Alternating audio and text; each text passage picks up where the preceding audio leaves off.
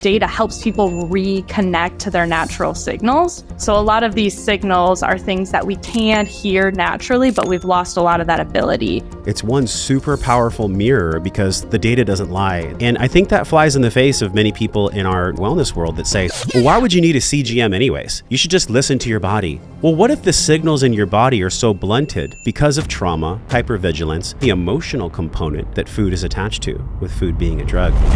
Most people don't realize when their glucose is dipping really low and they're having hypoglycemic symptoms. Or most people don't realize when their glucose is really high and they're jittery and nervous and it feels like anxiety. When we are given this prescriptive, eat keto and follow this exact thing, it's really hard for a lot of people to actually stick to that long term. But when you see this is my data and this is how my body responds, it's much more meaningful and it's a lot more sticky. And then eventually, ideally, you've enhanced your own intuition and you can know these things without the data always needing to be present. It's about developing a lifelong healthy relationship with food and how you think about food.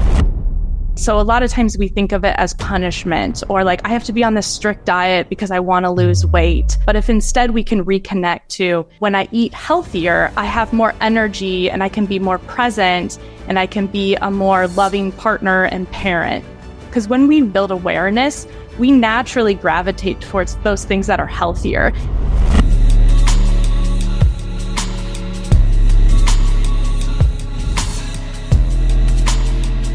Hey, it's Josh. Before we get into this episode, I have a small yet powerful favor to ask of you. The community has been growing by thousands lately, and the bigger the tribe, the bigger names of world-class guests we can have on this podcast that I can bring to you from my heart, from my curiosity, so you can have more wellness and wisdom in your life. Would you please be so kind as to hit the subscribe button wherever you're watching or listening to this podcast? It'll allow us to rise naturally in the algorithms based on your 2-second act of generosity by you just tapping that little subscribe button wherever you're viewing or hearing this episode. Thank you so much. It means the world to me and our entire team here at Wellness and Wisdom. Now enjoy the podcast. All right, we're here. Hi, Kara. Welcome back to the pod. Hi, Josh. Excited to be here. There has been so many freaking changes since we chatted last, almost 400 episodes ago. For people that don't know you or what you're all about in this world, give us like the 10, 15 second understanding of why you are so fascinated with tracking blood, being in the health field, and just helping people actually look at their habits in a good way. What's that all about for you? Yeah, so super TLDR version. I became a dietitian because I was always fascinated by how complex the human body is, but also how important feeling good is. So when we feel healthy, we can do anything, in my opinion. So I've always been obsessed with that. And then working in traditional healthcare settings, I realized that there are quite a few shortfalls. So we could dig into that, but was realizing I couldn't make the change I wanted to do in the traditional way. And that eventually led me to tracking glucose, paying attention to metabolic health as sort of the route to helping people more effectively and really getting to some root cause issues. Yeah, you mentioned root, and the apple doesn't fall far from the tree, unfortunately, when we look at epigenetics and learned family behaviors. I think about my own life, Kara, and I don't know if you can relate to this personally, but I have a half Sicilian bloodline, and so food is very big in the Sicilian and Italian culture. I mean, it's like the way you bond. I remember when I was a young kid, my mom and my parents would say, hey, clean your plate. Like, even if you're full, just keep eating. And this is a really, really cool jumping off point that fascinates me. It's this learned behavior that we get not just from our parents' example, but also we show up epigenetically wired to turn on and off certain parts of our habits. It's just utterly fascinating.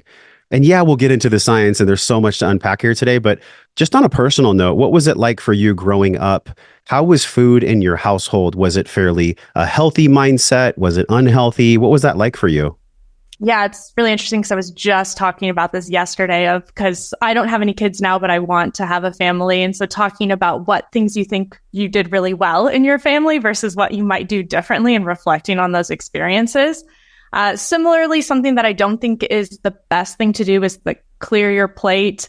I really didn't like meat as a kid. It grossed me out. So I would sit at the dinner table because my meat would still be there and I'd be there till it was bedtime because I was more stubborn than my mom. And then she'd be like, okay, fine, you could go to bed because you still haven't eaten it. So it was clear your plate mentality. I grew up in the Midwest, blue collar. I don't think that's the best approach. We want to honor like our natural hunger and satiety signals that children have because we're born with that. We lose it through our experiences and our environment along the way.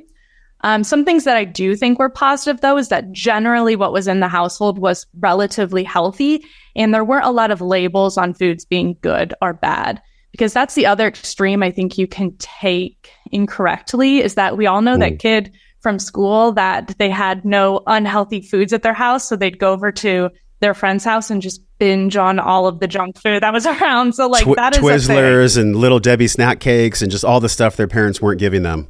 Yeah. And so tying rewards and labels like good or bad to a food teaches a kid certain like mental models around eating. So when we teach a kid, you know, you need to eat your broccoli before you go watch your favorite television show. Now it's like broccoli is a punishment rather than like broccoli is so enjoyable. These are all the things it's doing for your body, and teaching like the benefits and the science and modeling that. Or if you don't scream at all at the grocery store, I'll let you have cookies when we get home. If we bribe, then now sugar and candies are a reward. So it's like, oh, I associate this as a reward. So really not tying food to punishment or reward can also help kind of break some of that programming that we learned really early on. And that's kind of important for child development as well. I would say super, super heavy lift for parents to be able to not use food as this dangling carrot. Because I have 2 children and my son is 3, and every single day he's like, cottage cheese. He just loves cottage cheese. Like this boy can't get enough. He can eat an entire tub, which is like his weight in grams of protein. Like the dude just loves cottage cheese. So I've caught myself at times saying things like, okay, if you do this, then we'll give you cottage cheese. And so I know that's not the most healthy approach. How else might a parent like myself, or any parent listening, or any human who's parenting themselves, how might we incentivize food in a more healthy way for children? Yeah. And again, I'll caveat with, I am not a parent yet, so I'm sure it's so much easier said than done, where like I'm in this situation, it might be like I'm doing all the things that I say you shouldn't do. I have a niece and nephew that live really close to me, and I spend a lot of time with them. And, you know, I know it's easier said than done. But a lot of it is not thinking, like removing that as the potential reward or consequence. So instead thinking about food as how it's benefiting us and educating around that. And I think it's also involving kids in the cooking process and as much as possible, the food growing process. Where does our food come from? Instilling curiosity about what this food does to us. So this is full of protein, which helps you build new muscles. You know, you're growing an inch every few months, and that protein is what's fueling that.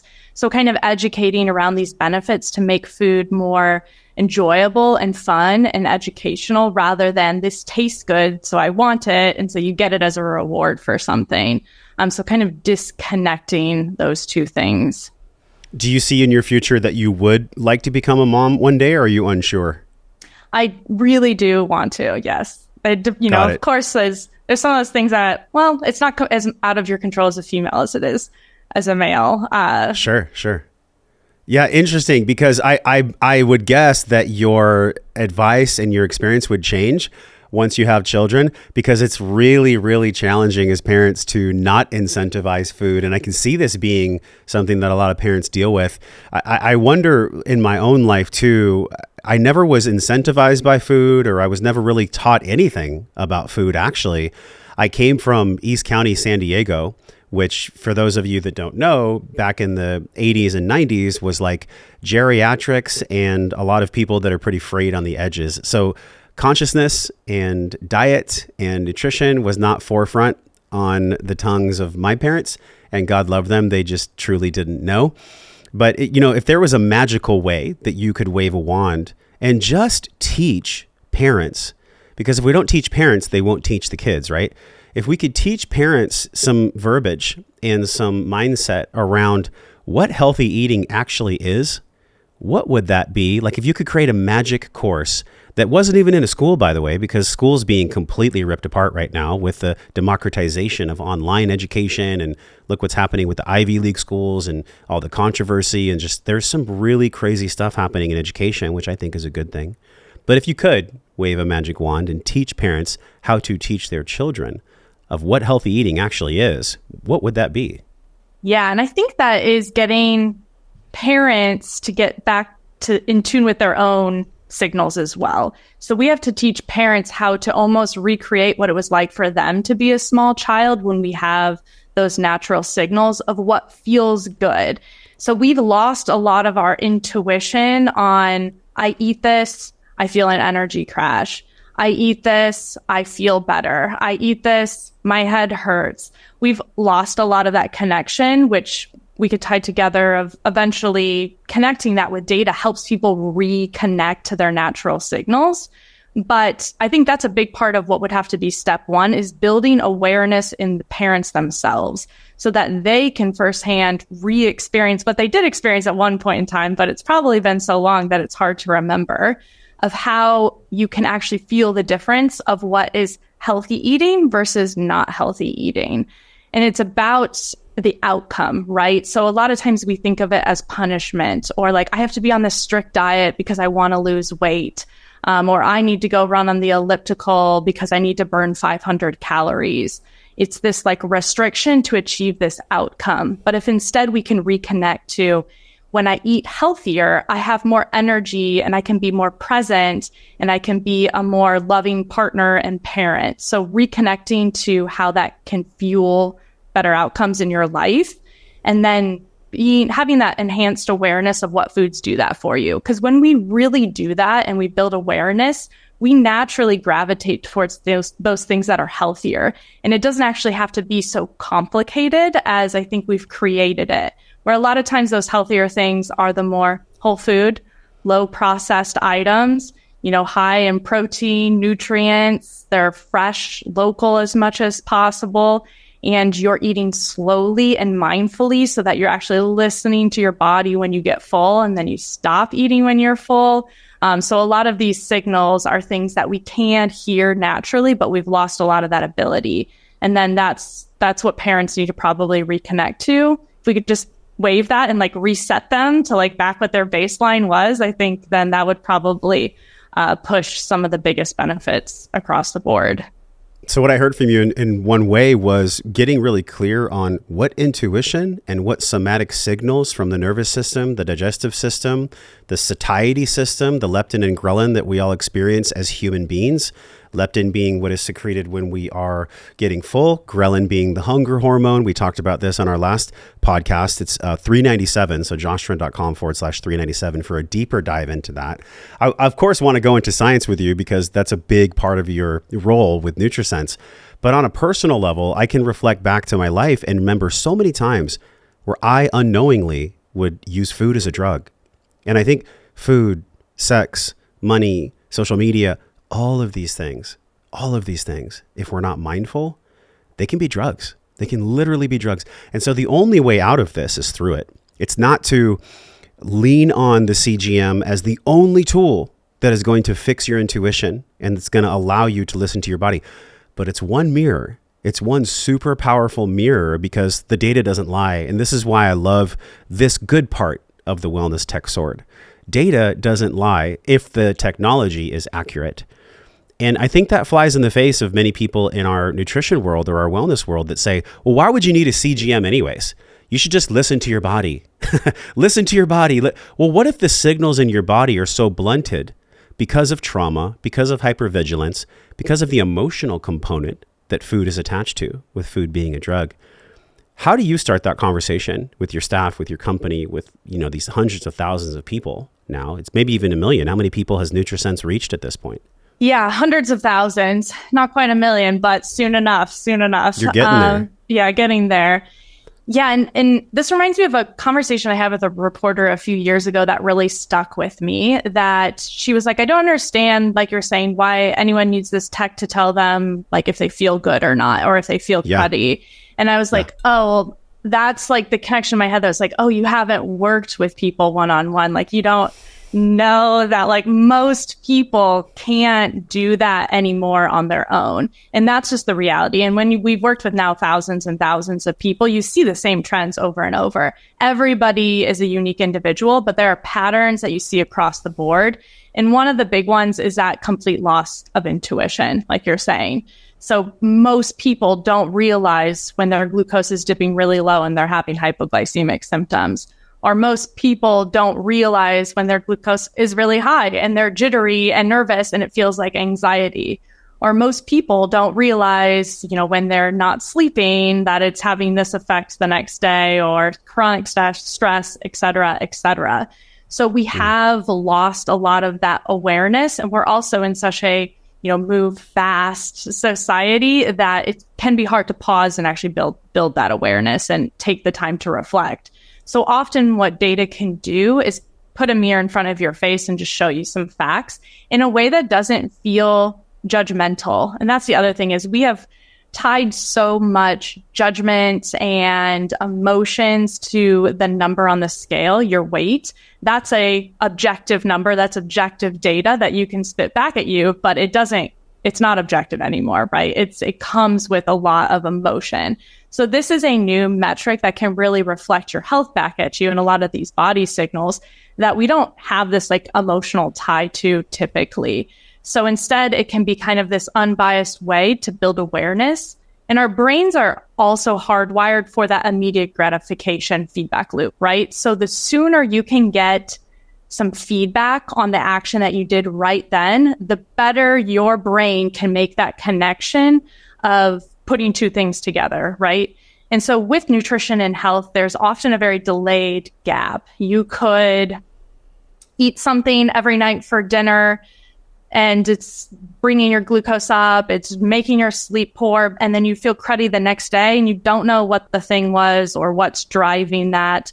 Or maybe you start working out for the first time and you feel sore, you're not seeing any body composition changes, you're tired, you're like, this is really hard, I'm not really sure if I'm getting anything out of this. You're not seeing that immediate reward that you're actually doing something good for your body. So when we have this delayed time gap from action and outcome, it's hard to put things together as well. So that instant data is another component that's important for our brains to be able to make those connections.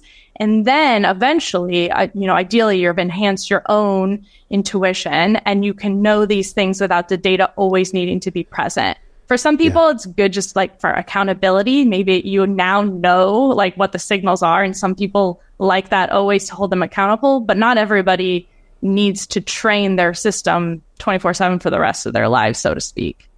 Sure. It reminds me of my son doesn't ride his bike yet, but when he does, I'm getting him a bike without pedals so he can touch the ground. And then eventually he'll go and have training wheels. And I think that there's a really interesting mindset that is so deleterious to people's health, where they say, and I see this a lot in the holistic circles, unless it's natural and unless it's 100% aligned with just you being you, there's no place for technology in training yourself how to be in touch with your digestion, in touch with yourself. And I just call BS on that, because we don't live in that world. We don't live in our ancestors' world anymore. Right? If it was 100 years ago, Kara, and you and I were growing up on a farm and we had raw dairy that we could milk in the morning, and we were getting our microbiome all seasoned by farm animals, and we were eating natural foods and being in the sun all day, maybe we wouldn't have to use CGM. But we're in an environment now that is so technologically focused. We've got to look at the silver lining of what technology is bringing us. And I think that is more mindfulness, because if we don't have mindfulness, and mindfulness being not a mind that's full, but a mind that has capacity to know thyself better. Oh my gosh, the ramifications of that are so incredible. So I'll get to the question, I promise. But when you go to learning how to ride a bike, you have training wheels. Sometimes we forget, like you said, who we are. You talked about training the parents so they can train their kids. I think so many people in specifically North America, because we're very entitled when it comes to food. We're used to huge portions, meal delivery on demand, Costco and 50 breasts of chicken in a bag. Like, it's just wild. It's so wild compared to the world that I'm speaking of 100 years ago. Do you believe that in the same way a child learns how to ride a bike, they need training wheels, that there are specific times when an adult needs to use a CGM as a training wheel to bring themselves back to not just homeostasis, but to their heart, to their body, to themselves, so they can stop using food as a drug? What do you make of that? Yeah, and that's, my whole thesis here. And so I 100% agree. And I don't think every single human needs to do that in order to succeed, but I think the vast majority do. Because like you said, we have a mismatch now between our physiology, our biology, and our current environment. So we are living in human bodies that have evolved for an environment that is in the past. And then our current environment has evolved so much quicker. So much has changed in a short amount of time. And a lot more is going to change even more rapidly in our future. And so I think we have to remove the stigma around technology, because right now we're at a disadvantage. Like, our bodies biologically are primed to crave things that are calorically dense, that are sweet, that are fatty, to make sure that we have enough energy. We're still fused for that type of reaction. And we're also biologically driven to not expend energy if we don't need to. And now the problem is we live in an environment that both of those things are working against us, right? So we have, like you said, unlimited access to all the types of foods that we could ever dream of or imagine. 100 years ago, I think people would be shocked that these foods are even possible of tasting like this and could be created. So not only can we get food at any time of day or night, you can literally eat around the clock, but the food that has been created is biologically working against you because it's hyper palatable, right? Even the foods that seem more natural, like we know that a Dorito is a hyper palatable food. It takes corn, which isn't like the corn that's grown in the fields, like, flowing in the wind that we think of, but it's corn that is then chemically broken down so that it is just individual little molecules and then turned into a paste and then removed all the nutrients and then formed into this little chip that then has oil and salt on it. And now it is, and then we have flavorings and MSGs and all of the other things on top of it. It is a food-like substance. But some of the other items have also evolved. So the chicken breasts, they are huge, right? Like, our chicken breasts are so much bigger than they used to be. They're also really adjusted from what is maybe the natural version of what a chicken just living out in the wild looks like. Same with our apples. They're 100 times sweeter than they used to be. So not saying these things to make it feel like we can't eat anything, but just that it's a true fact that our current food system is working against what our current biological body function as.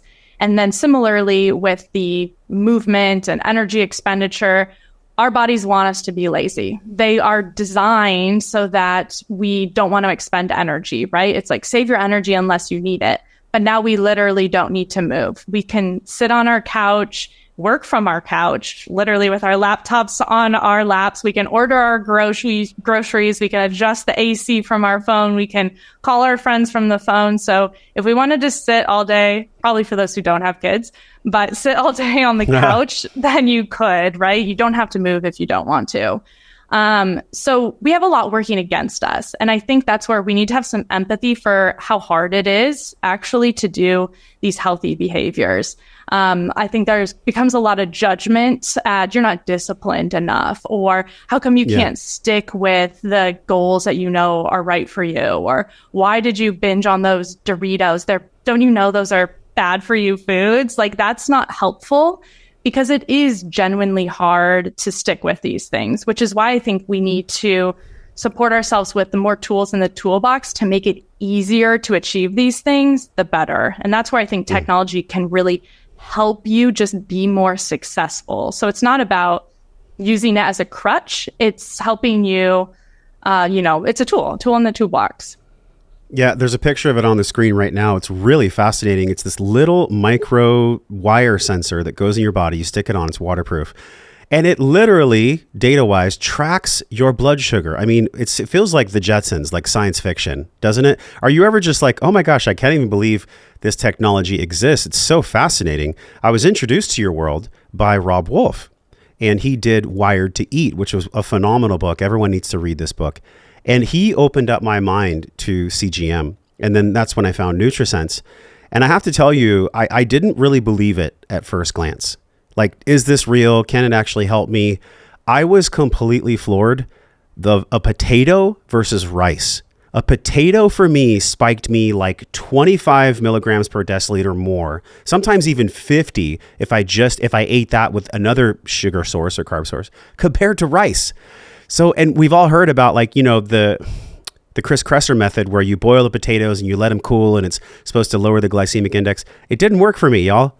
Like, the only way I could have known this, truly, hands down, the only way I could have known that rice was actually a better choice for me than a potato was by seeing the data. Otherwise, I was just going anecdotally off of how I feel, right? And I think this is a really, really beautiful way that we can be more mindful, because people may be, quote, eating healthy, Kara, following their neighbor's plan, following their daughter's plan, following a PDF that they got online, doing carnivore, whatever.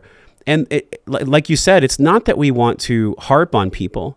It's about giving people better resources so they can make better choices, so they can be more in tune with themselves. I would have never known that a potato would spike me way more than rice. I just assumed that they were fairly equal.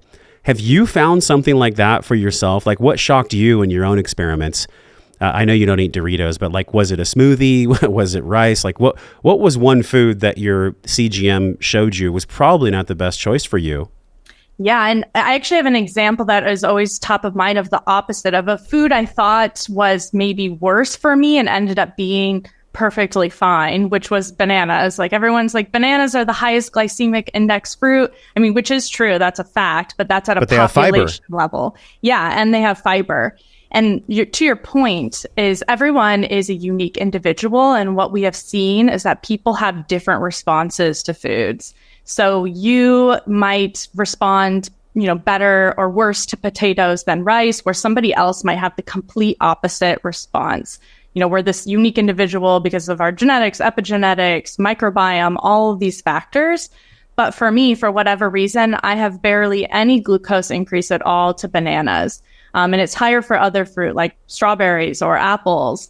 So understanding that, where it's like, I really like bananas, but I really felt like I had to limit them to, just certain times or just certain portion sizes. But now I realize that's not true. I can have them and it's not a big deal and I enjoy them. And so that also enhances my pleasure with food, which is an important part. You still want to enjoy the food that you're eating. Whereas other things, like you said, for me, sweet potatoes bring my glucose really high, but I don't really like them. I always ate them because they're like the healthier potato choice, but white potatoes, I actually respond better to. And I'm like, great, because I don't really care about sweet potatoes that much either. So learning those things can help you make more mindful decisions. And it might be that you have a higher glucose response and it's your favorite food in the whole world. So we would never, ever recommend that you stop eating it for the rest of your life. So instead, it's now having more mindfulness around, okay, this is a food that brings my glucose up more. So maybe it's more of a special occasion food rather than a daily food. And I'm mindfully making that choice, and I'm okay with the fact that it raises my glucose higher, but I'm not going to eat rice, which also raises my glucose high, and I don't even really like rice. So it's being able to make those personal trade-offs and decisions and kind of educated choices that are unique to you and your preferences and how you're responding. And that actually empowers people. Like, that's the word that we're always trying to go for. We're not trying to tell you what to do. We're not trying to create a restrictive diet for you.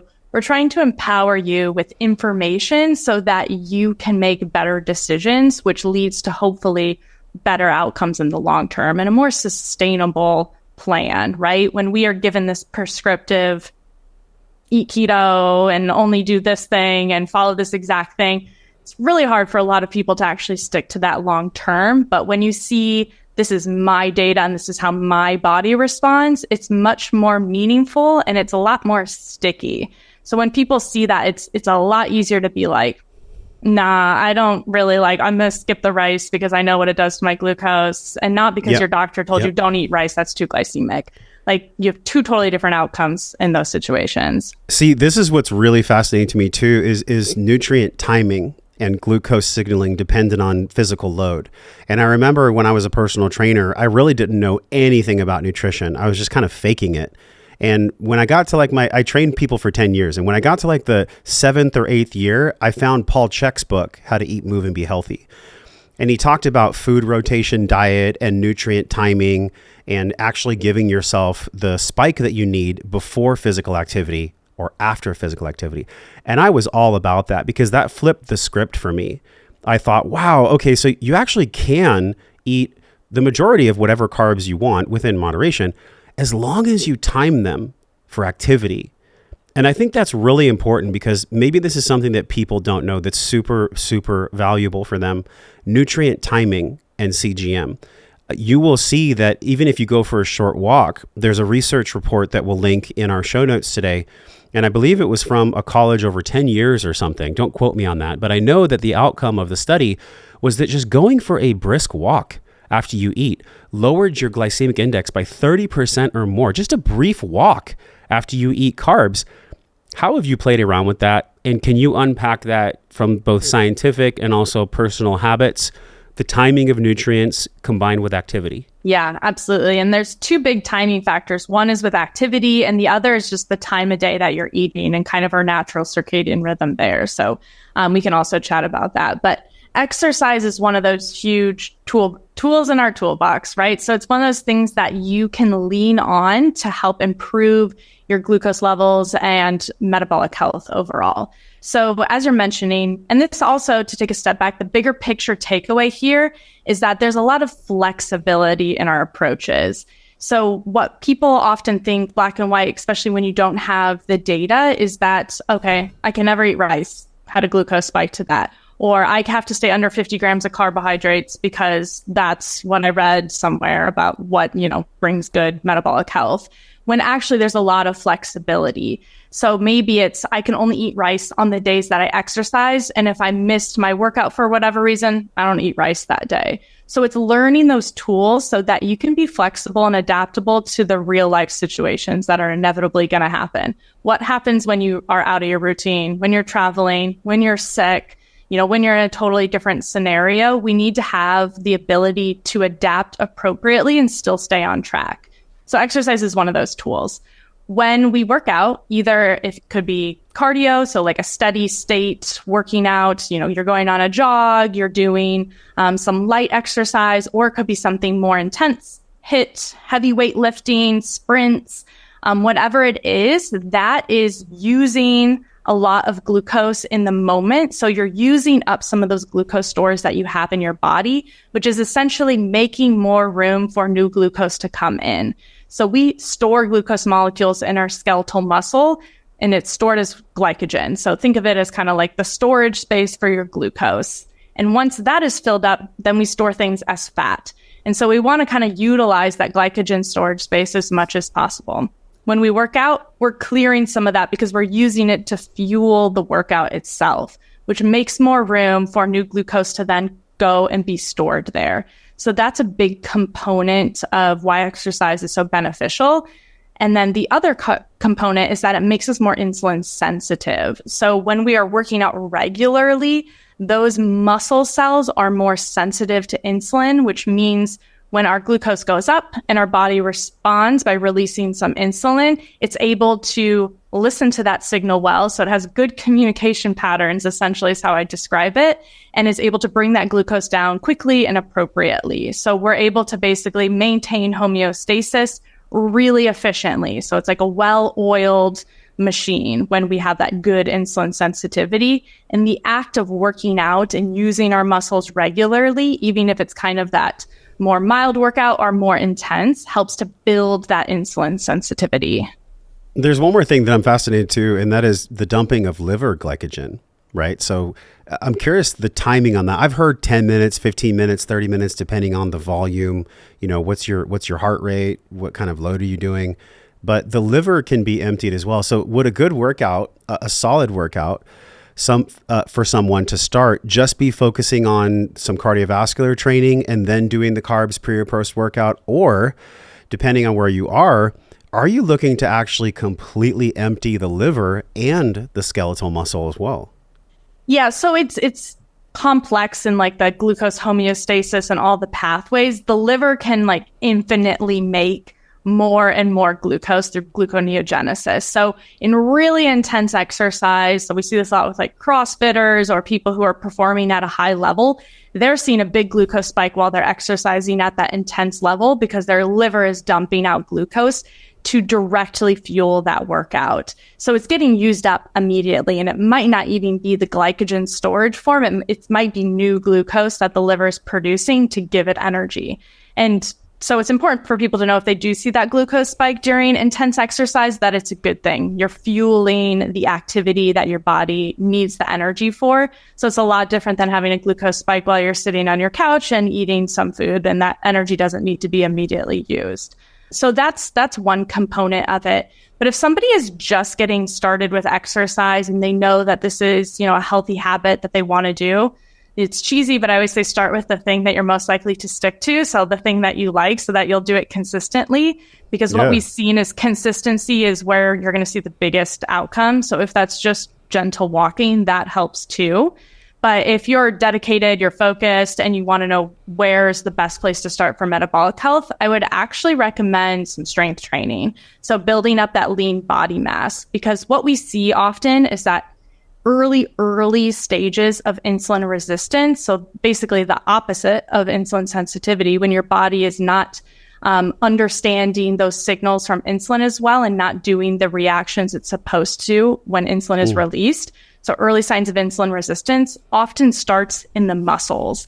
So particularly, this becomes impaired glucose tolerance. So after meals, our glucose stays high or goes really high, and that's an early indicator of insulin resistance. And a lot of times it's because we've started to store some lipids in that skeletal muscle that decreases our insulin sensitivity, which is causing that kind of miscommunication with insulin.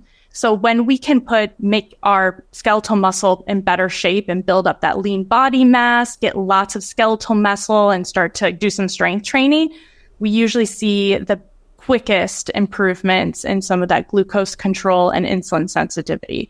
So if you're not somebody who typically strength trains very often, that's a really good place to start. But all exercise is good exercise. All right, y'all, you heard it here. Don't fall into the trap that you have to do shit you hate all the time to succeed. Like, shout out to David Goggins and certain people like that, because there is a time and a place where it is good to push yourself, especially like the younger generation. And even in my generation, there seems to be a lot of softness physically, like the celebration of dad bod. And that's a whole nother podcast with the insane psyop that's coming where men can't be men anymore and women have to be more masculine. It's utterly insane. I just don't even understand it. So I won't even go there. The only reason I mention that is because I think we all, men and women, we all deserve to have strong, healthy bones, to have strong, healthy muscles. But what you're bringing to the table is even better, because what you're sharing with us is that there's actually, when you're not moving, fat that gets stored in the muscle belly. And I remember back in my early training, like NASM OPT model 2002 is when I learned it, over 20 years ago. It was about these actin and myosin hooks that are in the sarcomere, and they tear, and that's what produces lactic acid. But that's also what happens when your glucose and your glycogen is needed to restore the function, to repair the function of your muscles. I personally don't like to work out with food in my body. It just doesn't work. I know some people can like slam oatmeal and then go to the gym. I'm like, that doesn't work for me. So I like to fast in the morning and do some resistance training or even go for a walk and then reward myself when I've naturally, through these muscles working, through the actin and myosin and the sarcomere creating that lactic acid, replenish myself with like a smoothie or some fruit. Or I just get this question that comes up all the time: is fruit bad? And it's actually not bad or good. It's wonderful. I think fruit is nature saying, eat me. Eat me. What do you make of that?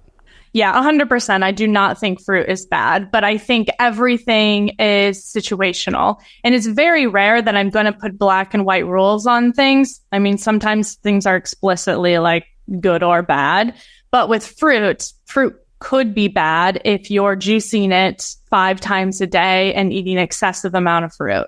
So yes, but fruit in and of itself is not bad. It is, like you said, nature's candy. There's a reason that it's so colorful, because it's often really dense in nutrients, and it's a great way to get some of that natural carbohydrate source that's tied with fiber and nutrients. And it's also very easy for most people to digest. So that's another important factor to consider. But I don't think fruit is bad at all, but it could be an inappropriate use of fruit, so to speak. So if you wake up first thing in the morning, that was a very clinical way to say it. An inappropriate use of fruit, right? There's a good time for it, and there's a time that it's less advantageous. Exactly. Yeah. If you wake up first thing in the morning and eat a Honey Crisp apple, I'm pretty sure your glucose is going to spike because it's a really sweet form of fruit, and you're eating it on an empty stomach before any movement. So it might not be, and you're eating it by itself. So that might not be the best use of fruit. But if you just worked out and then you're eating, eggs and avocado, and then you're having berries and maybe even a banana, let's say you have a couple pieces of fruit, but you just did a hard workout and you're pairing it with protein and fat, you're most likely going to be perfectly fine. But there's also the person that's metabolically, I wouldn't say metabolically broken, even though that's a phrase that gets thrown around, but you have more metabolic damage that has occurred. So let's say somebody with type 2 diabetes, they might not be able to handle fruit as well right now while they are struggling with insulin resistance, because any form of glucose is kind of like adding kindling to the fire, right? First, we need to heal that insulin resistance in order to eventually bring it back in. So it's all contextual, and that's why a lot of the flashy headlines type of things, they need more explanation. Yeah, it's Instagram science is what we're talking about here, where coaches that are starting out, and I'm not trying to hate on them, that's not my intention, but let's just say a 20-year-old personal trainer who's like, fruit is the devil, and all you need is ground beef in the morning, and do CrossFit, and make sure your AMRAP is below 10 minutes. I understand the heart intention behind that. I do. And I think everyone's doing the best they can with the level of consciousness they have. But I think what really I'm learning from you, and even learning in my own life, is this is a deeply, deeply spiritual journey. Yes, it's intellectual because we're dealing with data. We're looking at glucose. We're understanding how the pancreas gives us insulin or not, which foods do. These are all really important things to know, right? They don't get to be discounted. And paradoxically, yes, and on top of that, food is such a deeply spiritual journey because it is one of the most overused drugs on the face of the earth. It really is. I believe that food, from my own experience, I used to be 280 pounds. So I played football in high school. I was athletic, but I just kept eating like I was when I graduated. And that set me up for, a big 5-year chunk of time where I really struggled, Kara. I mean, I really struggled. I went from 280 down to 190 in 3 months from starving myself. Food became this hatred in my life, where I actually hated food. I would think about eating and I would get annoyed. But it's because I didn't have the spiritual maturity. I didn't have the emotional maturity to understand that food is a spiritual path. I mean, look at fasting. Look at what people do in India. Look at what's happening right now with just the movements of Vision Quest, where you go out and get in greater connection with your heart, with your soul, and you don't eat food for 4 days, which I've done. So in that vein, how has the spirituality of food unfolded for you in your life?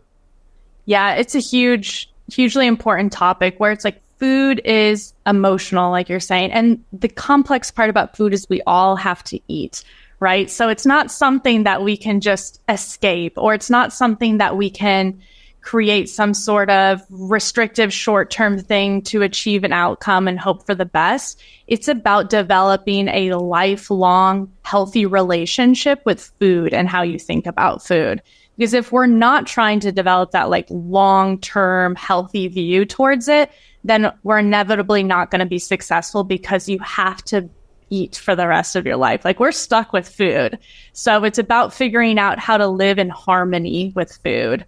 And that's where a lot of this, coming back to childhood, is we learn these dysregulated behaviors around food, or these emotional connections around food that then drive a lot of these behaviors that become really difficult to break. And that's why kind of having the human along with the data, we believe is really important because it's so complex. And there's a lot of this spiritual side to it, like you're mentioning, and it's not just like black and white. If I gave you a report of the best things to eat, that like now you're good to go. So I also, it ain't that simple. It ain't that simple, unfortunately. So just like everything, you know, your relationship with anything, you know, your mental health or different triggers that you have, it's a lifelong journey, right? Where we always have to kind of be aware of it and have other people help that we love and trust hold us accountable to things, and have the support of other people who are helping us be successful. Because it is hard to do it on your own when we live in this environment to bring it all kind of full circle.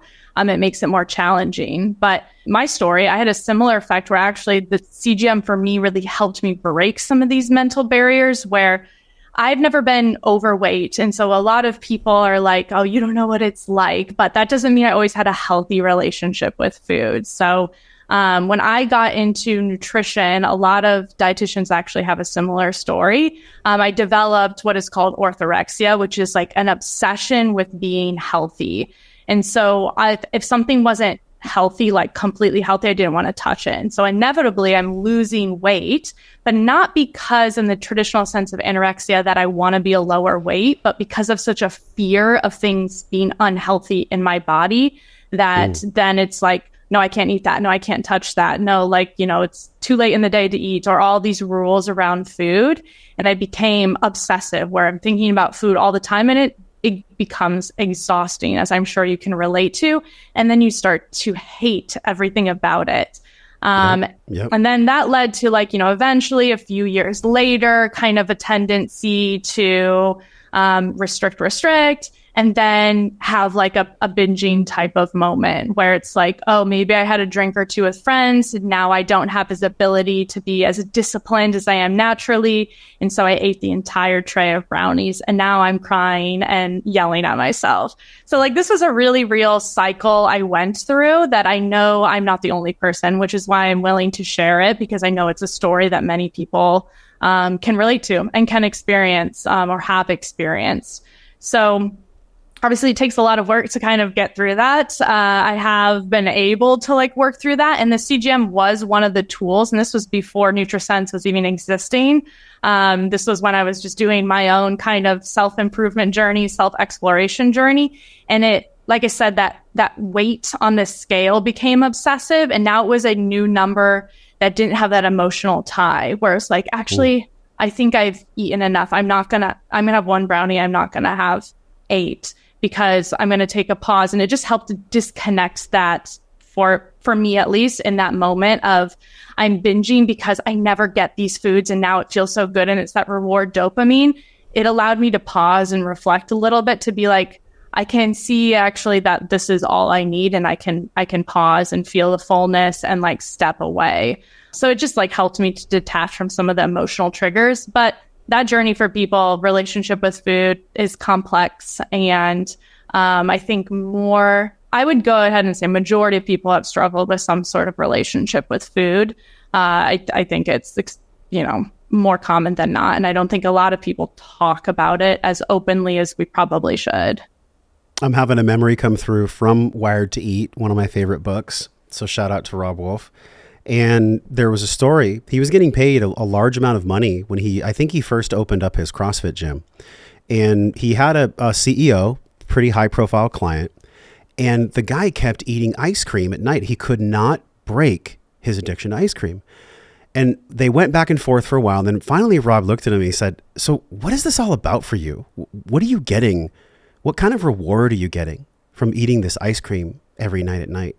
And the guy took a breath and he reflected and he said, well, my mom and dad were always working, and the babysitter would give me ice cream as a reward.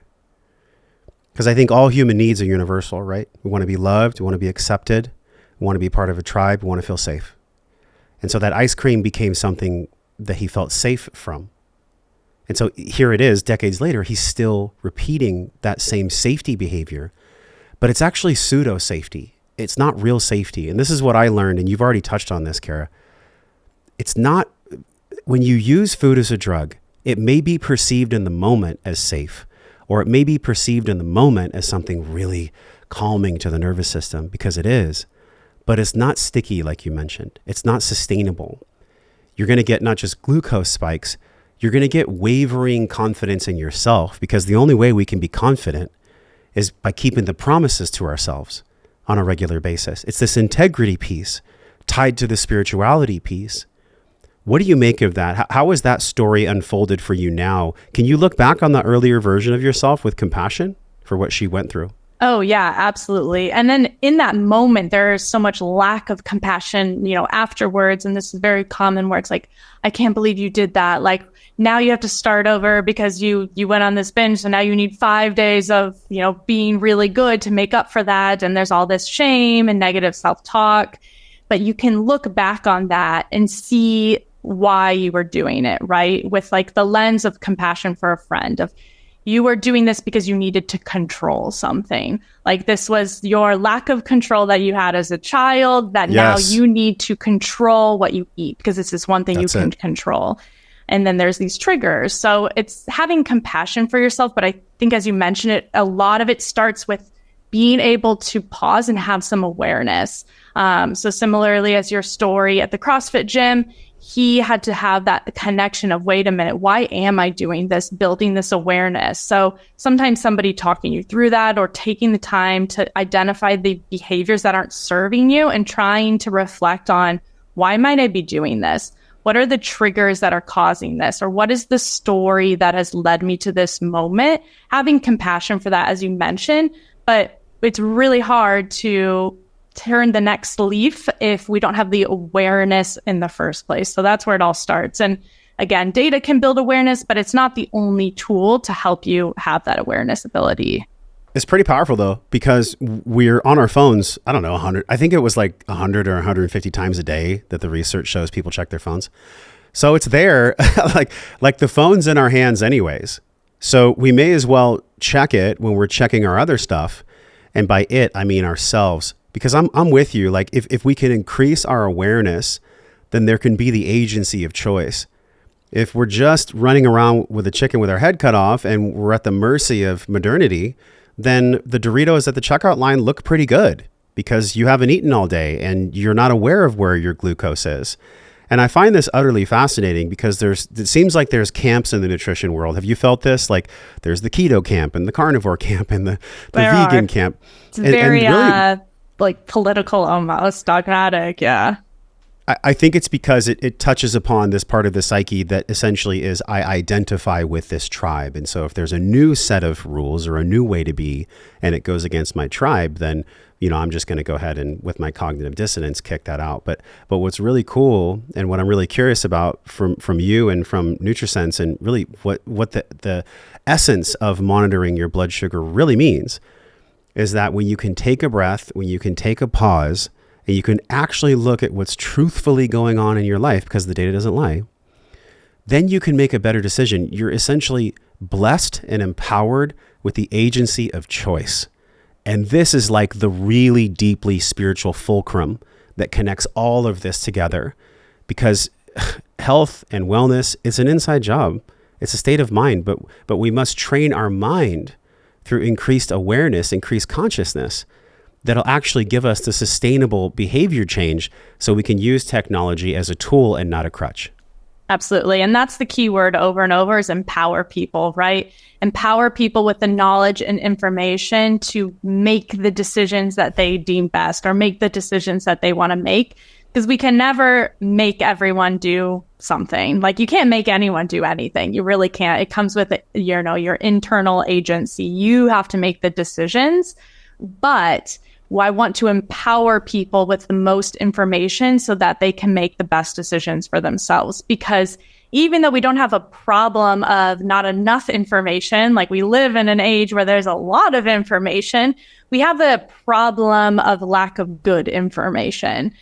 So it is, and that's again, compassion for people. There's so much judgment that happens when people are overweight or have certain health conditions of blaming the individual, but it is legitimately challenging, and there's a lot of poor information out there, and there's a lot of misleading marketing that's trying to trick you, and all of these factors that lead to making good decisions difficult. And so when you have, more data that is relevant in helping you kind of make those good decisions for yourself, that's where I think the most important changes can happen in society. So it's about being an active driver in the driver's seat and not just kind of passively letting life happen to you, right? If we just passively let it happen to us, then this environment that we live in, that's a mismatch for our bodies, are going to dictate the direction that we go.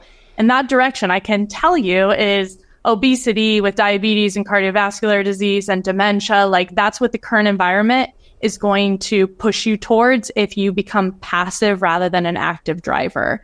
But when you're empowered with the right information and you make the choices to actually consistently move forward with that information, then you can be an active driver, even if the environment is working against you. Like, everybody can do it, but like you said, it has to be that individual choice at the end of the day. Yeah, y'all need to dork out on nutrition. It has to become an identity. I'm just going to say this. This is my own vantage point. You can agree or disagree. And by the way, y'all, I'm not here to tell you how to think. I'm just giving you someone like Kara, who's creating massive change in the world, to learn some new information, and then you make the choice for yourself, right? So what I'm about to say is my own opinion. I believe that in order to truly be healthy and to truly be well in this age where so many things are stacked against us, we must become a dork. The dorks run the world. I don't know if you know this. Like, dorks run the world. You have to dork out about something. You have to become so enthralled and fascinated. And at times, you have to become so zealous about what it is that you're learning that it becomes the fabric of who you are. It's like when I was a trainer, I was fully immersed in training. Like, I would sleep, just an analogy, I would sleep with my macros and my pills next to the bed. Like, that was just, I dorked out on it. I came to mature from that place.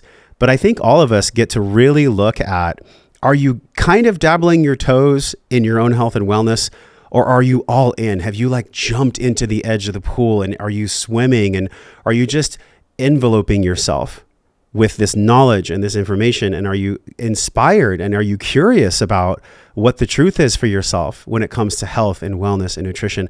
I believe that is the only path to liberation, is to become a dork. I think it's the only way. What do you make of that? Yeah, I never thought about it through the phrase of being a dork, but I completely agree. I don't think it's a negative word. I think it's a really positive not at all. word. Yeah, not at all. And we all know that the dorks in high school are the ones that are doing really interesting things. Like, the dorks win. They create $100 million companies that we all pay. Yeah, that we love. Yeah.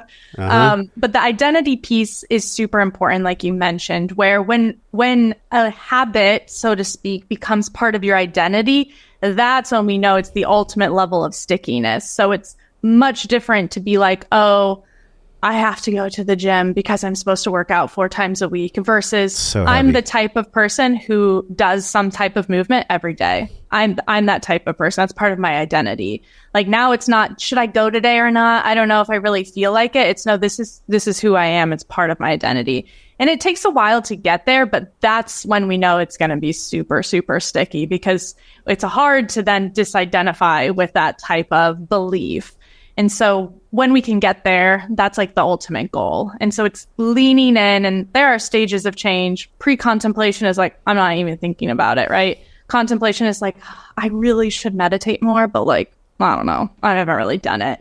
And then there's you're beginning to do it. You do it every once in a while, but it's not part of your identity. And then there's consistent change where you're doing it regularly, but you still kind of have to think about it. If you go on vacation, you might come back and never do it again. So it's not really part of your identity, but you're being consistent.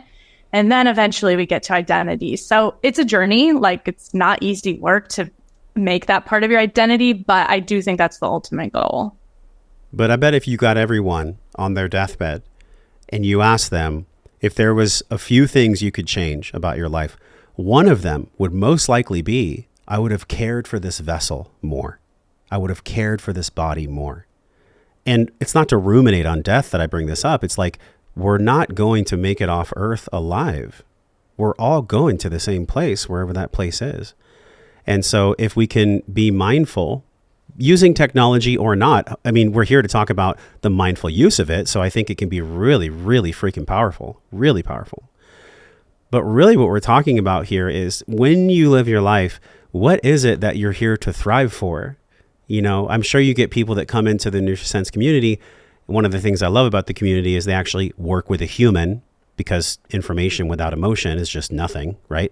So when you attach emotion and personal guidance to information, it becomes real. It starts to actually become this new identity. But what's really challenging, like you went through with your orthorexia, was this striving for perfection. I'm sure that people come in and maybe you or a coach can identify pretty quick that this person has orthorexic tendencies. How do you deal with that? Yeah, and this happens a lot. And especially, there is the dark side of data where that type of person is even more drawn towards data sometimes because it's more of perfectionism, right? And so that's where, we kind of have to build in this mindfulness, and each individual does need to be aware of their own tendencies and take some responsibility there too. Because, you can't, you have to also have that awareness and make that change for yourself as well.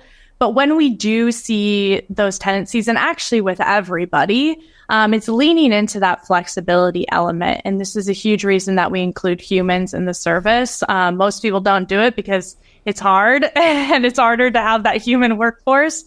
But we believe it's worth it. And without the humans involved, we're not making the impact that we want to make with just data and just software. But that human can point out, because most people's reaction the first time they have a glucose spike, let's say you eat a breakfast of oatmeal, you have a big glucose spike, and usually their message to their dietitian is, oh my gosh, like glucose or oatmeal spikes my glucose so much, I guess I can never eat oatmeal again. And I guarantee you our dietitians are going to say, actually, let's try a few experiments. We're not going to judge this response, but let's experiment with a few things with curiosity and just see how it goes. How about tomorrow we try some eggs first and then half the size of oatmeal and just see how it goes? Or let's try moving your 10 a.m. walk to 9 a.m. before your oatmeal to see what difference that makes. So it's instilling some curiosity for that ability to be flexible and not have that judgment around oh my gosh, this is bad. I guess I can never eat this again. Because I think those words just make things more rigid, more perfectionism. So we really try to avoid labeling anything good or bad and instead instilling some curiosity about the fact that we can try different things. Or maybe that wasn't the best response, but what else do you like to eat for breakfast? Let's try that instead and see how that responds and see how you feel. And that's the amazing thing about the real-time feedback is you can try something different the next day. It's not that you got a lab back from your doctor that you only get once a year that's your A1C, your hemoglobin A1C is, in the pre-diabetic range, you better go exercise and eat better. And I'll see you in a year and hopefully you're not in diabetes. And then people are like, I don't know where to adjust from there. And now I feel guilty and maybe I just give up and not try because it's overwhelming. So that ability to adjust things each meal to meal and see that immediate, oh, that one worked better. I'm going to stick with that for a few days is really empowering as well because it's less overwhelming, so to speak. Many guests have been on the show and they've talked about this perfectionism, which I think is a mind virus, perfectionism. I'm a overcoming perfectionist myself, right? And really what I've found and what has been reflected to me by very famous people is that perfectionism is actually fear wearing a jacket. When I'm being a perfectionist, it just means that I don't trust myself enough to just be my authentic self. I have to be perceived. I have to be judged in a certain way that I'm hyper controlling, whether it's my CGM data, my ultra-human data, whatever it is, right? This perfectionism is a dragon that when we feed it, it comes back around and breathes fire with interest. I mean, it comes back hard as it did for you with the tray of brownies. So we really get to be aware of this perfectionism cloaking that happens, which I believe is orthorexia is more just a window into perfectionism because there's this pseudo safety that I've mentioned a few times. And I wonder if you can speak to this because yes, you live and breathe in a technological company and world, but really what you are is you're a Trojan horse for self-awareness and higher consciousness. That's really what this is. You're just using the medium of technology to increase that capacity for others. So how have you seen that play out in many clients' lives? You saw it play out in your own life when you took an honest look at the perfectionism dragon. How have you seen this play out and what's an inspiring story or way that you've seen this perfectionism dragon just go to sleep. Yeah, I think the most inspiring outcome or testimonial that we hear from a lot of our customers that was true for me as well, because perfectionism is the heart of a lot of this. And it's that need to control, like we talked about. I need to control everything that's happening to feel safe. And if I can't control it, then I don't feel safe. And that's, I think, where a lot of perfectionism tendencies stem from. But for a lot of people that leave or, have found success through the program, it's the fact that they're like, I came in here assuming that I was going to need to have an even more restrictive diet than I started with. I assumed I was going to have to get rid of my dark chocolate that I loved. And I assumed I was never going to be able to go to the, Taco Tuesday with my girlfriends. That's my favorite day of the week. I assumed I was going to have to get rid of these things and I was going to see stuff I didn't like. Whereas I left with more flexibility. I left with more ability to actually include things in my diet than I started with. So instead, I realized I could do that, but I needed to make sure that I had my workout that day. Or I realized I can have my dark chocolate at night, but I need to eat it with mindfulness and not too late, or whatever, situations work for that person. But a lot of people leave being like, I don't need to be perfect and I don't need to eliminate everything that's bad from my life in order to be healthy.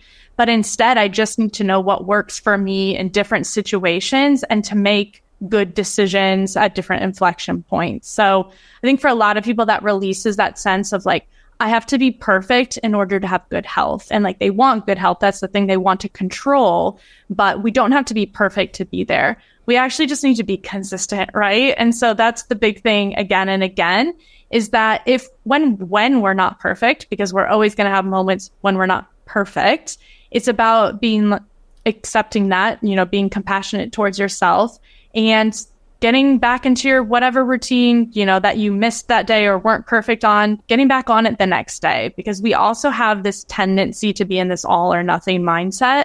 Like I need to be perfect. And then the second I'm not, it's like, screw it. I suck at this. I'm just going to go back to like whatever I was doing before because like I'm a failure. I can't do this anyway. And so it's about having compassion and building imperfection into your expectations of real life is complicated, real life is hard, and we're not going to be perfect. But I'm still going to have the outcomes I'm looking for regardless because I have all these different strategies that I can lean on and use. If I'm not sleeping because I'm a new parent, we have a lot of new parents on our platform, then I'm going to be even more intentional about what I'm eating during this time because I can lean on that lever more than like the sleep is something that's less, I can have less ability to optimize, so to speak. We all ride different horses. Some people ride the perfectionism horse. And by the way, y'all, it's a dark horse. Okay. It requires a lot of fuel. And then some people ride the discipline horse really well. Some people ride the addiction horse. Do you still ever occasionally ride the perfectionism horse yourself? Yes. And that's where it's a journey. Like you mentioned, this is a lifelong journey that I will always need to be aware of my perfectionist tendencies. And I think the accountability part is really important for me, at least. Having those few people in my life that I really trust and know me super well that can call me out in a loving way when they're like, you're doing that thing, where you're being super, like you're overthinking this. When you're overthinking things, it's because you're being a perfectionist about it. And it doesn't show up as much in my food life anymore, but it shows up in other areas of my life. Like what areas? Who calls you out? Who's the loving human that calls you out? And what does that look like for you? My sister-in-law is really good about like calling me out in a way that works for me.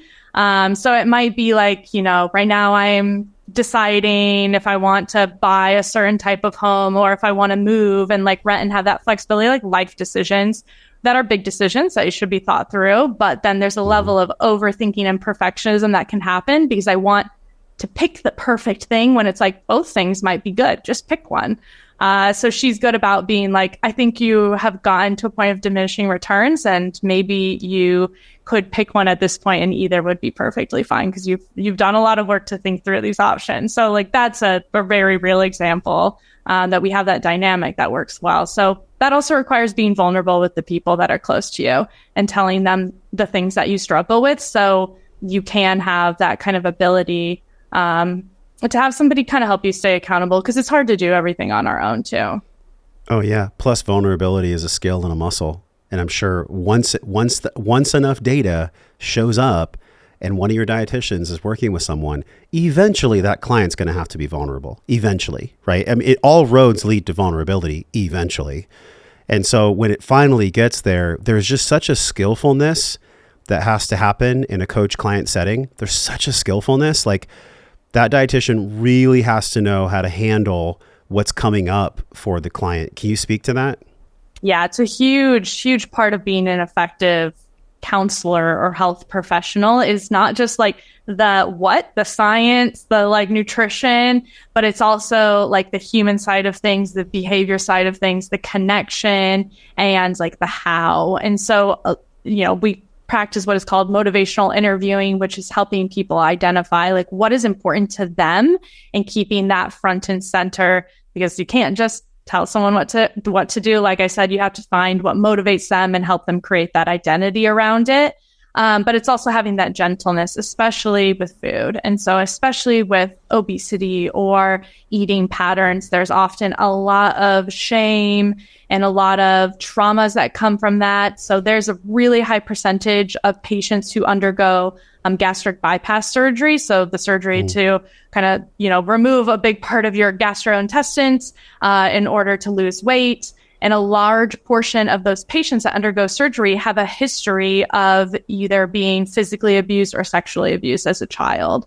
And eating has become a coping mechanism. So like, if you don't understand some of the complexities of that, which is part of our training regimen with our dietitians, then, and of course they shouldn't be like treating that, but they need to have awareness of that and make sure that hopefully the patient is kind of having that full supportive care from other practitioners that they might need.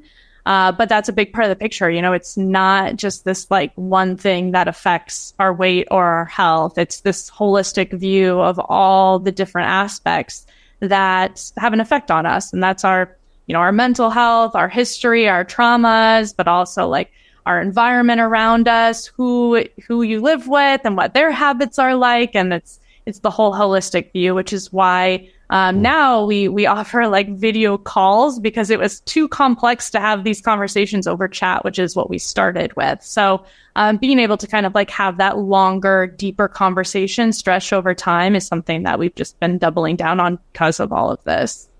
It's so powerful because, like I said earlier, and I've heard Joe Dispenza talk about this, I've heard Tony Robbins talk about this.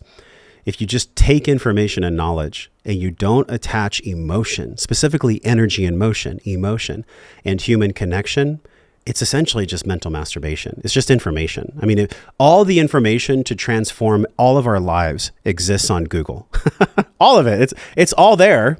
So then what's the bridge between knowing and doing? It's emotional intelligence and human connection. There's nothing that can be completed without that. Knowledge without emotion is simply just zeros and ones. I mean, it's like the matrix code flowing down. Tony Robbins, to speak of Tony, the perfectionism horse that I mentioned, that I think we both share, like it seems like you and I have both ridden that horse quite a bit. And by the way, we have many horses in the stable. It's this agency of choice through self-awareness that allows us to choose a different horse. But we all ride them, and all of our horses are teachers, right? They all teach us something. And I remember Tony Robbins was on a stage once and he was talking about like his, not battle with food, but his journey with food that was very complex. And he said, I used to literally only have green juice for my 16-hour training day. I wouldn't have ice cream ever. And he was like very adamant, I would never have ice cream. And then he said, finally, my wife turned to me and said, just take a bite. Just take a bite of the ice cream. And when he did, it was like his identity shifted from being rigid to giving himself flexibility to just have a bite of ice cream, for Christ's sake. Have a bite of ice cream if you want a bite of ice cream. This concept of all or nothing, it's in the fitness space, it's in the corporate space. There is no such thing as all or nothing, 0 to 100 in nature. All things in nature start out, they have a life, and then they go. But the 0 to 100 or the all or nothing mentality, it is a ankle lead bracelet that if we choose to have that mindset, it will drag us down into hell. Do you agree? Oh, 100%. Like there's no chance of success with that because like I said, like real life happens and it's complicated. And so if we just have this all or nothing, then we're creating unnecessary rigidity that isn't setting ourselves up for success. And then the interesting thing about the all or nothing, or your example with Tony Robbins of the extreme discipline, that horse, is that we idolize that in society of how impressive it is that somebody has so much discipline that like they never eat ice cream. And so there's all this complication of like viewing that as a good thing when really it's not something we necessarily want to strive for. Of course, we want to have some discipline and we need to have some agency. That's important, but taking anything to the extreme is usually not the goal either. So everything is kind of finding this balance and this healthy relationship with discipline that isn't rigidity and isn't feeling like a failure if you don't stick to your exact like discipline goal. So it's allowing like, again, flexibility seems to be the word that I'm saying a lot today, but it's allowing that flexibility where, you know, I've seen many patients who have that extreme discipline, and usually we develop these things because they served us, right? So typically it's like, I lost 100 pounds on keto, which is awesome. And I am so terrified of ever losing that weight back. And so now I don't ever eat this. I don't ever do that. I'm super disciplined. I never miss this. I, don't go out to eat with my friends. And they have all these extreme rules because they're so afraid of entering back into that space they were in before. And so it's finding that ability to still stay on track without having to miss out on life at the same time. Because we want life to also be fun and pleasurable, and it's finding that balance. And I think it's quite complicated, but you know it when you hit it. I think like, you feel it when you're there. When you're in flow with food, life opens up. Life's really beautiful, especially for people that have struggled with food. Like life becomes so incredible because it's not this gnawing, psychotic voice in your head that's telling you what to do all the time. It just comes naturally. The only thing I'd push back on when you said that extreme is bad, and maybe I heard you wrong. I could have heard you wrong. I do think that this concept of extreme ownership is really, really valid, because now I'll have a caveat, and I wonder how you feel about this. The caveat is extreme ownership doesn't mean extreme shaming when you lack ownership. Extreme ownership means, and this is one of Jocko Willink's terms, that you become responsible to deal with whatever your environment is bringing you, and you are responsible to whatever your actions and your behaviors produce in your environment. So that, notice I didn't say shame or guilt or any of that in there, because there's no room for shame or guilt if you're going to be a leader, if you're going to be a leader of yourself or others or take ownership. How do you see extreme ownership? What does extreme ownership mean to you when it comes to food and health and wellness? Yeah, I would completely agree. Where there's extreme ownership to me is about taking responsibility. And that doesn't mean beating yourself up when you don't do X, Y, Z, but it's taking responsibility for your actions and for the repercussions it has and for maybe your lack of action. So we all have to be responsible for our own agency, right? So it's really truly identifying where you're responsible in any situation. So a lot of times we'll blame other people where it's like, my boss is such a jerk, and that's why I'm miserable at work and stressed every day. But where are you responsible in this situation? There's always some form, I think, of responsibility that we can take. And that's true. That's especially true in nutrition and health. But I think that there's a gray line with, like you said, that bleeding into shame and lack of compassion and that negative self-talk. And so if we just blame like, oh, it's because my partner always buys chips or hyper palatable foods, and then it's stuck in my environment, and that's why I'm always eating at night and I can't lose the rest of the weight that I want to lose. That's not taking responsibility for your actions involved in that, even if it is, involving other people, or if it is these other factors kind of leading towards some of your decisions. So I agree that responsibility needs to be taken. But I see a lot of people do it in a way that isn't a healthy internal state or internal feedback loop associated with that level of responsibility. because it's either like I'm dodging responsibility or I'm taking it, but I'm beating myself up. And that's where I kind of push back on, like, Goggins is an impressive person. I don't know him personally, but a lot of his stories elicit that feeling of like, you're not good enough, or kind of like beating yourself up internally, that negative self-talk feedback loop if you don't stick to the discipline, or stick to the thing that you're trying to do, or if you fail. And I think that can be a slippery slope for a lot of people. For some people, you know, he's probably an outlier in a lot of situations, but I think I think a lot of people adopt that, but then it doesn't serve them well. Even though, you know, what they want is that mental resiliency and toughness, which is extremely important, and we have a lack of that. But what they leave with is guilt and shame, and that's not getting them to the place that they want to get.